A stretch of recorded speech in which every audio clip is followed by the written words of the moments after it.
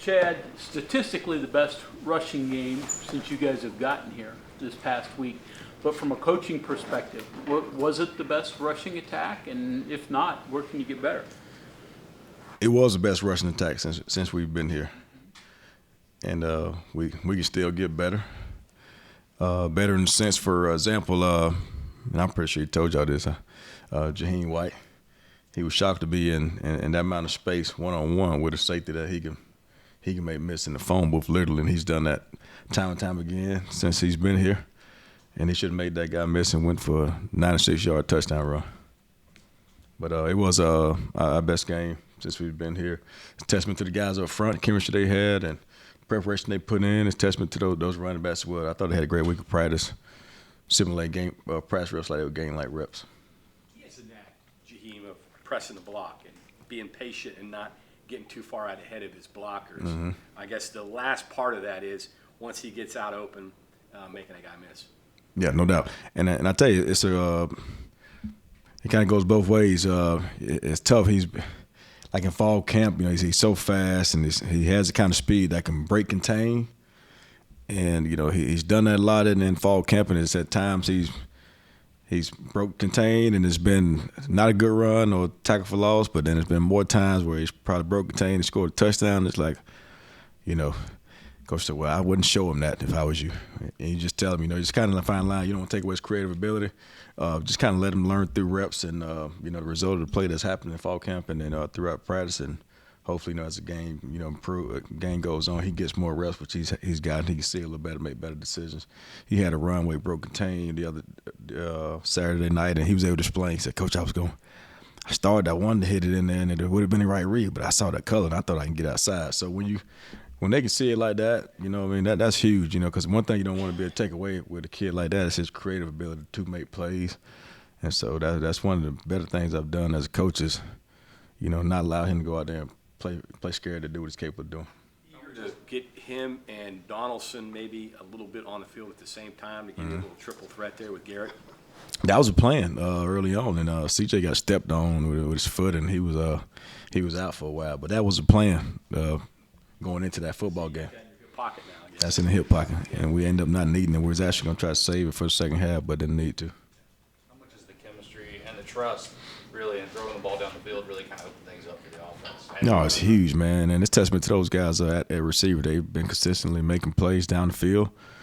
The O-line and their backs have done a great job, creating a great pocket and keeping Garrett clean, allowing him to sit back in the pocket and go through his progressions. And like I said, those guys done a great job making plays down the field.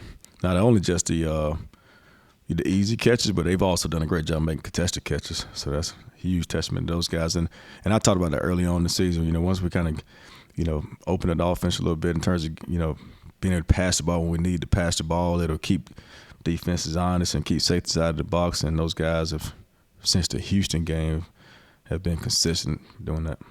Utilizing multiple running backs is obviously a common thing, certainly the NFL level, even in college football.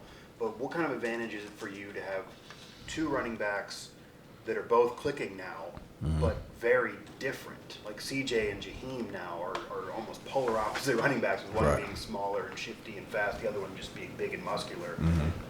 What kind of advantage is that versus just having two really good running backs that maybe are similar? Huge, man, because it's two different styles of running backs to prepare for.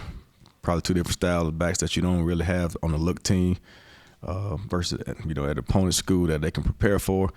And also the advantage in the sense where both those guys have tremendous ball skills. So when they're at times when they may be on the field at the same time or they're flexed out wide, you got to honor that. Like, you can't just go put a linebacker out there. We'll throw that ball to them because they got the ability to be able to run routes and catch the football. And I tell you where Jahiem's grown huge too, and he did a great job. If you guys saw that, he picked up a blitz the other day. We could leave him on the football field now on third down.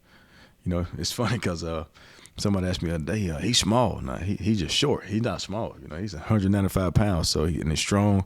So it's a huge advantage for those guys having the versatility, to be able to flex out. It's hard to prepare for it. Both those guys having the ability to be able to hit it up in there and between tackle balls, the ability to hit the big one, and also being able to pick up the blitz third down. I assume you'll be spending some time this week working on Garrett and CJ on their timing and techniques on the short passes. There ain't no doubt. Those were CJ's 3 negatives in that play. Those 3 passes. And obviously, he, I get on all the time. Use a tight end. You're supposed to catch football. I said, no, coach, I was not a tight end. I was a receiver. So even worse, catch the football. But nah, yeah, they'll definitely work on that. He just got to get his hands ready and inspect it. He was doing a great job chipping. They had some high motor defensive ends that rushed the passer. So he was doing a great job chipping, and he just got to have his hands ready to catch the ball. That's working. What does that do for you? I mean, as far as other things in the offense. Say it one more time. If that's working.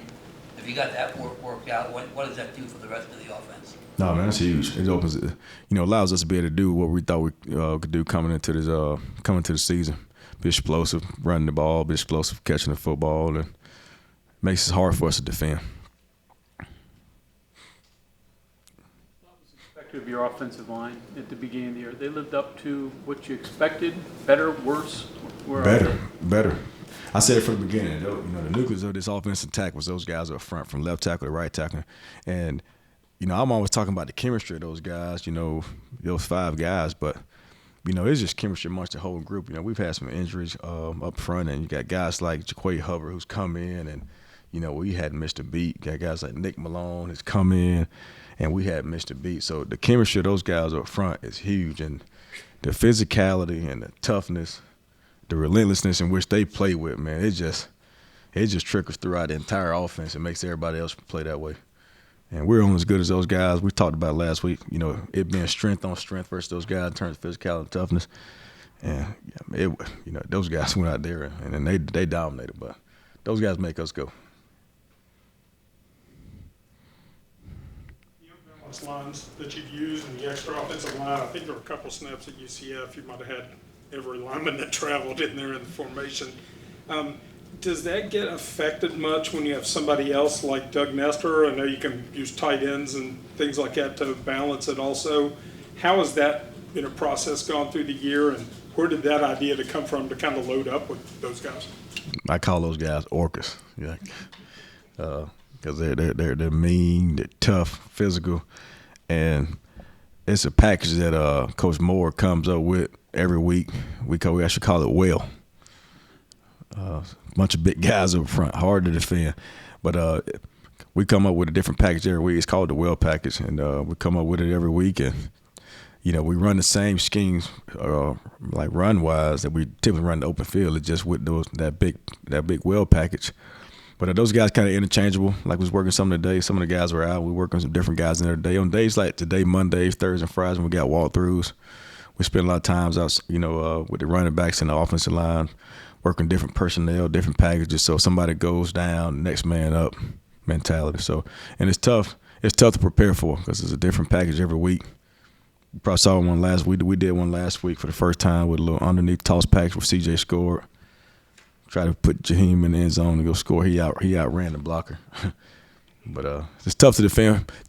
But we interchange the guys on days we walk through, so everybody knows what to do. So with that jumbo package, Sully Weedman got snaps in place, I guess, He did. Nestor as part of that. How did he grade out? How did he do in his first extensive action?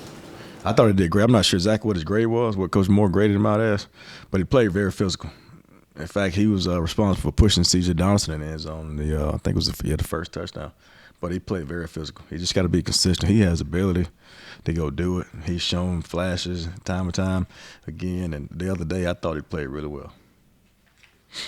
Talk about creating ways to use Rodney and what he's done, and also what that has allowed you to do off of him and his constant motion. Yeah, just like I told you before, him and Jahiem, especially with the ball in the hands. So every week, try to find different ways of getting the ball. And as he continues to grow and mature as a receiver, and he'll get him more. But right now, we just try to be very creative and find different ways to just get him one-on-one and get him in space, and create mismatches with him because he's so dynamic with the ball in his hand.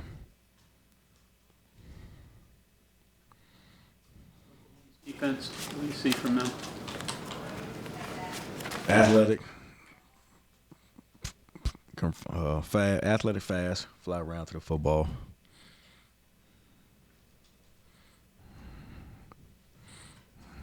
Anything else for Coach? All right, thank you all.